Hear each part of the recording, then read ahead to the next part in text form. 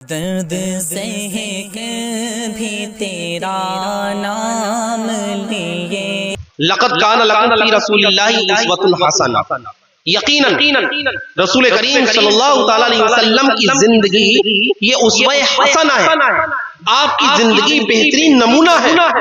جیسے کہ حضرت نے مجھ سے قبل آقا صلی اللہ تعالی علیہ وسلم کی سیرت، آپ کے کردار اور آپ کی تعلیمات کو جو بیان کیا، وہی اصل تقریر ہے، اصل وہی خطاب ہے، وہی واضح و نصیحت ہے۔ لیکن قوم کا حال کیا ہے؟ مزہ آنا چاہیے۔ قوم کا حال یہ ہے کہ مزہ آنا چاہیے۔ آخر کب تک مزے لوٹو گے؟ تمہاری حالت بد سے بدتر تو ہو چکی اسی مزے لوٹنے میں۔ مال و دولت، جاہ و حشمت کی تم نے اکٹھا کر لی، بڑا فخر محسوس کرتے ہیں۔ گاڑیاں وغیرہ ہو گئی، کاریں وغیرہ آپ نے خرید لی، اس میں تمیز کوئی نہیں ہے کہ وہ حلال کے مال سے خرید یا حرام کے مال سے خرید۔ تو یہ دنیاوی شہرت اور دنیاوی جو چند گھڑی کی یہ راحت ہے، اسی کو تم نے سب کچھ سمجھ لیا۔ یہ جو جلسہ آپ نے اور ہم نے سجایا ہے، مجھ سے ایک بات یاد آ گئی، اس جملے سے ایک بات یاد آ گئی۔ اٹھ کے آؤ گے، ریاض احمد اٹھ کے آؤ، دونوں ہی ریاض احمد، دونوں اٹھ کے آؤ۔ وہ شان محمد کا ہے، شان محمد کو بلا، جاؤ کھڑے ہو۔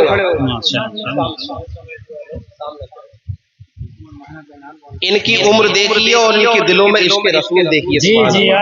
سبحان اللہ، سبحان اللہ۔ ایسے ہوتے ہیں حضور کے عاشق، تمہاری طرح نہیں ہوتے بوڑھوں کی طرح کہ جلسے کا بھی اگر انعقاد کیا جائے تو 6 میں گوئیاں شروع ہو جائیں۔ ارے جلسہ کر رہے ہیں لوگ، نمازیں پڑھنی چھوڑ دیں۔ یار یہاں کوئی تماشا ہو رہا کیا کہ امام نے غلط چیز کا اہتمام کر لیا اور نمازیں پڑھنا پھر اس کے پیچھے بند کر دیں گے؟ بتاؤ مجھے۔ اور کسی ایک بڑے آدمی سے بھی اگر ہم نے یا ان بچوں نے، ہم نے تو کچھ نہیں کیا، ان 3 شہزادوں نے کیا، 3 بچوں نے، 9 عمر بچوں نے کیا ہے۔ کسی بڑے سے کوئی پیسہ نہیں مانگا، بس اپنے جو ہم عمر بچے ہیں، ان کے تعلقات میں جتنے بھی لوگ وابستہ ہیں، ان لوگوں نے ان سے مطالبہ کیا، اور پھر یہ دیکھ رہے ہیں آپ کہ کتنا بڑا کارنامہ سر انجام دیا۔ اصل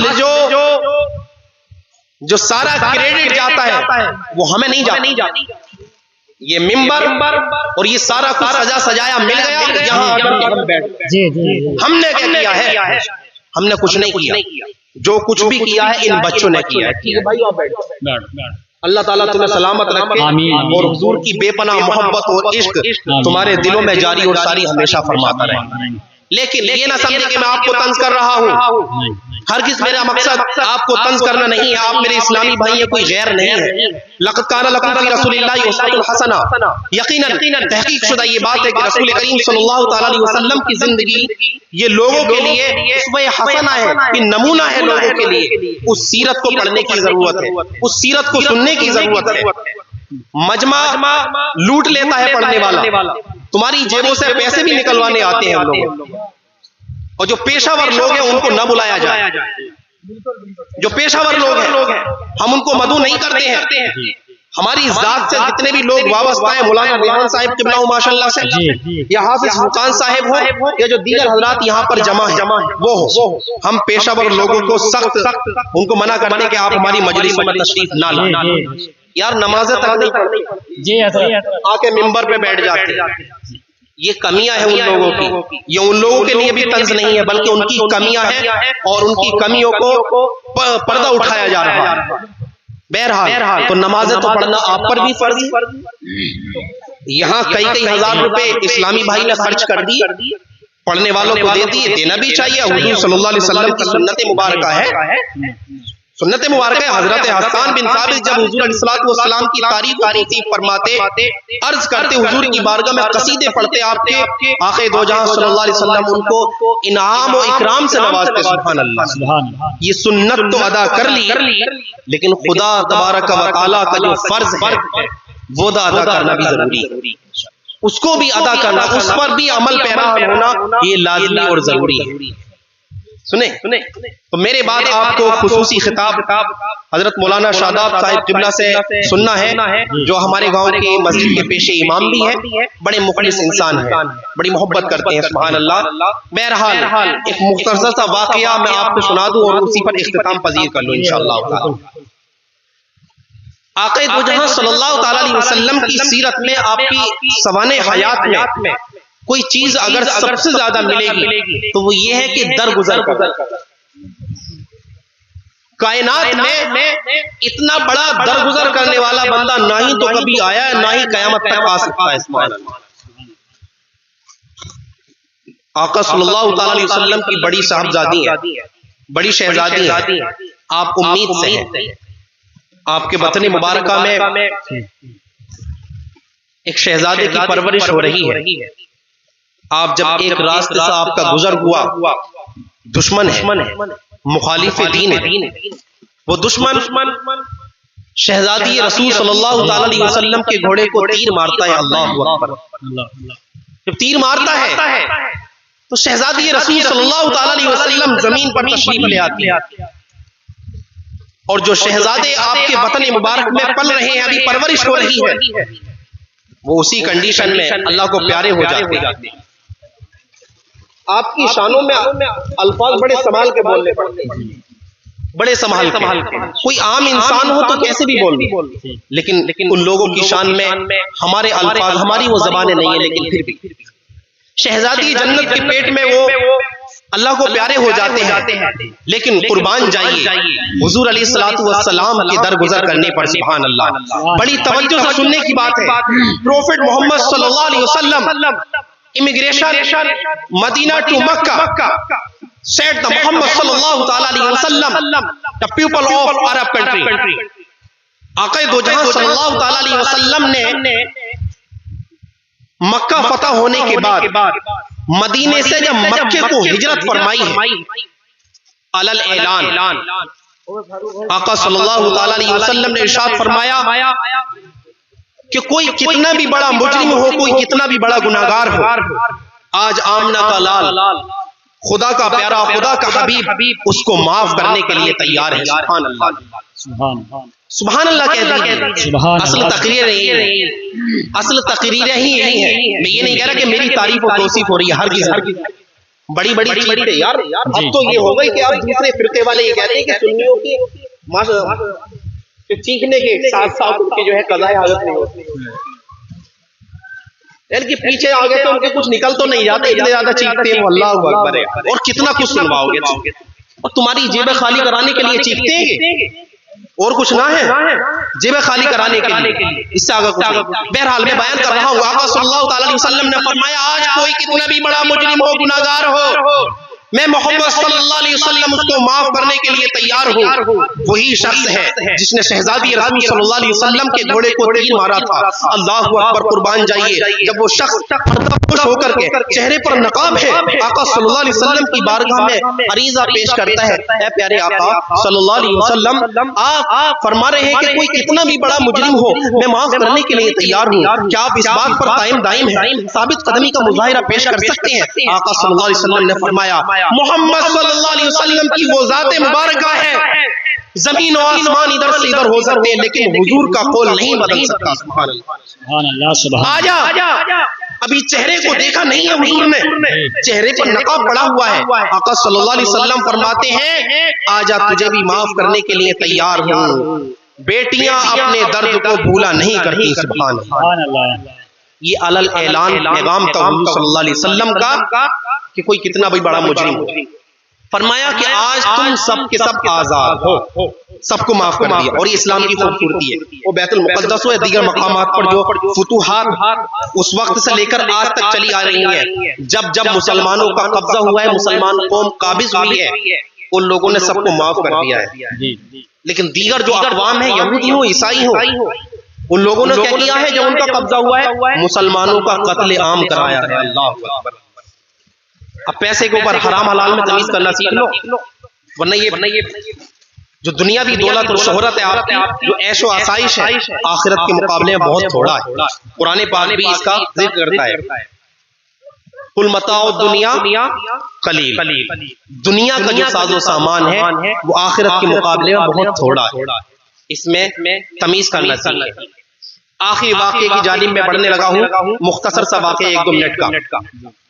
حضرت عثمان غنی رضی اللہ تعالیٰ عنہ کی سخاوت کے چرچے ہیں، اور غنی آج کا جو یہ ماڈرن ایرا ہے، ماڈرن زمانہ ہے، غنی تو ان لوگوں پر قادر نہیں آ سکتا۔ غنی ان مالداروں کو، امیروں کو نہیں کہتے، غنی بہت بڑے مالداروں کو کہا جاتا تھا اس وقت میں۔ حضرت عثمان غنی رضی اللہ تعالیٰ عنہ آقا صلی اللہ تعالیٰ علیہ وسلم کے خلیفہ ہیں، اور حضور علیہ السلام کے پیچھے نمازیں بھی ادا کرتے ہیں۔ سبحان اللہ۔ ایک وقت کا واقعہ ہے کہ حضرت عثمان غنی رضی اللہ تعالیٰ عنہ کے بارے میں تو نہیں کہا، حضور علیہ السلام نے علل اعلان عام فرمایا کہ پیسہ ایک ایسی چیز ہے، یہ دولت، یہ قیمت ایسی چیز ہے جو رب رسول سے دور کر دیتی ہے۔ حضرت رب رسول سے دور کر دیتی ہے۔ حضرت عثمان غنی رضی اللہ تعالیٰ عنہ جمعے کا دن ہے، آپ نماز جمعہ میں کچھ تاخیر سے آتے ہیں، وہاں لوگوں کو صدقہ و خیرات میں مصروف ہیں، لوگوں کو اللہ کی راہ میں خرچ کرنے میں مصروف ہیں، کچھ تاخیر ہو گئی، تو جو اگلی صف میں حضرت عثمان غنی رضی اللہ تعالیٰ عنہ نماز ادا کرتے تھے حضور علیہ السلام کی اقتداء میں، اس جگہ پر آج کوئی اور آ کر کے بیٹھ گئے۔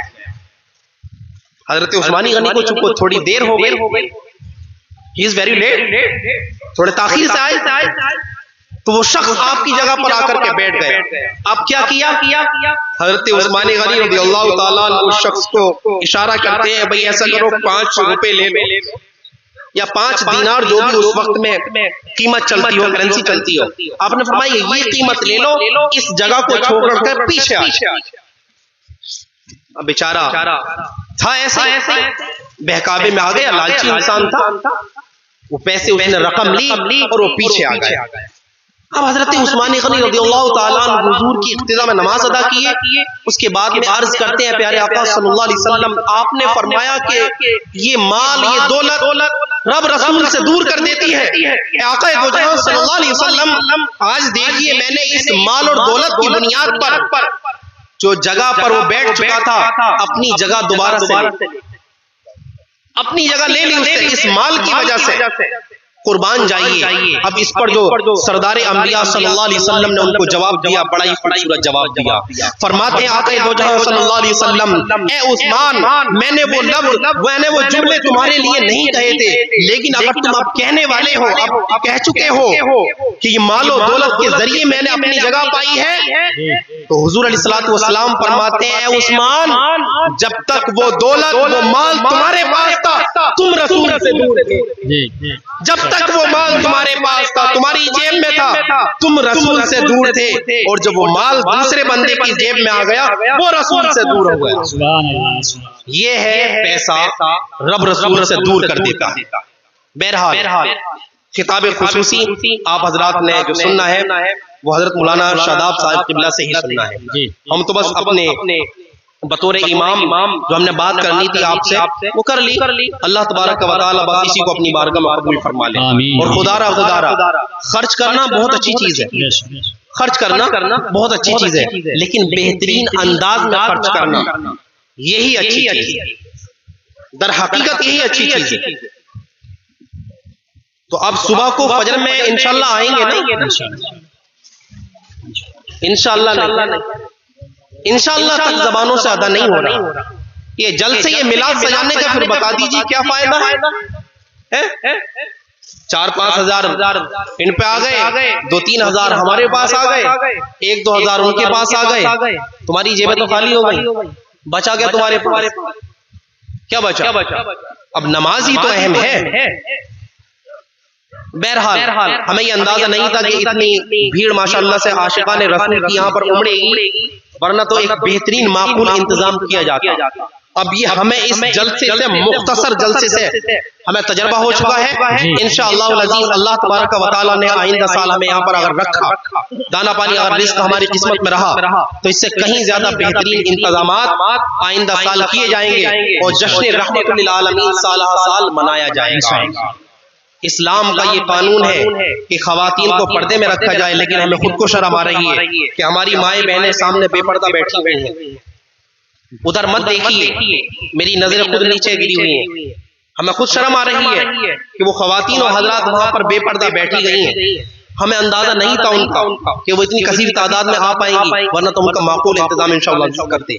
تو آئندہ سال جنہیں اسلام نے قیمتی کہا ہے، اسلام نے جنہیں بڑی عزتیں دی ہیں، ان عزتوں کو انشاءاللہ العزیز ہم آئندہ سال نہیں بلکہ ہمیشہ ہمیشہ برقرار رکھیں گے انشاءاللہ، اور ان کو پردے میں بٹھا کر کے معقول انتظام ان کا کر کے اس پاک محفل میں ان کو بلائیں گے تاکہ ایک بہترین پیغام جائے۔ آقا صلی اللہ علیہ وسلم کی جو سیرت مبارکہ ہے وہی ہمارے لیے سب کچھ ہے، اور اس سیرت مبارکہ کو پڑھنے کی ضرورت ہے، ورنہ تمہاری ہماری حالت بد سے بدتر ہے۔ وہ کیا خوب علامہ اقبال نے اپنی شاعری کے انداز میں پیش کیا ہے، کس قدر